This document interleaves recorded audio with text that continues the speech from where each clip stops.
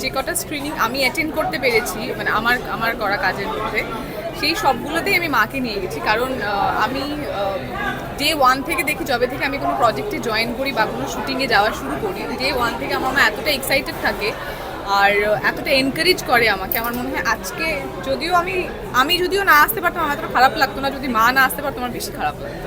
আমার মনে হয় যে এই পুরো ক্রেডিটটা শুধুমাত্র দর্শকদের এবং যারা আমাকে সুযোগটা করে দিয়েছেন, যাতে, কারণ আমরা তো পারফর্মিং আর্টিস্ট, আমাদের প্ল্যাটফর্ম না থাকলে আমরা নাথিং।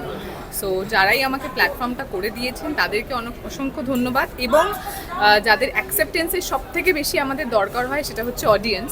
তারা অ্যাকসেপ্ট করেছে, তারা ভালোবাসছে, এটা আমার মনে হয় আমার জীবনের সব থেকে বড় পাওয়া। আজ অফকোর্স ম্যানিফেস্টেশন তো একটা ডেফিনেটলি, কারণ এই ফ্রেমটাতে দাঁড়ানোর আমার মনে হয় ইচ্ছে এবং আশা, যারা ইন্ডাস্ট্রিতে নতুন এসছে বা যারা কাজ করছে, যারা কাজ করবে বলে ভাবছে, সবাই আর কি, মানে তাদের জন্য এটা ড্রিম ফ্রেম। সৌদামিনী একটাই কথা বলবে, যারা এখন অবধি দেখেছেন, ভালোবাসা দিয়েছেন, তাদেরকে অসংখ্য ধন্যবাদ। এবং যারা এখন অবধি দেখে উঠতে পারেননি, এখন অবধি ভাবছেন দেখবেন, তারা অবশ্যই হলে আসুন, দেখুন এবং অনেক অনেক অনেক ভালোবাসুন।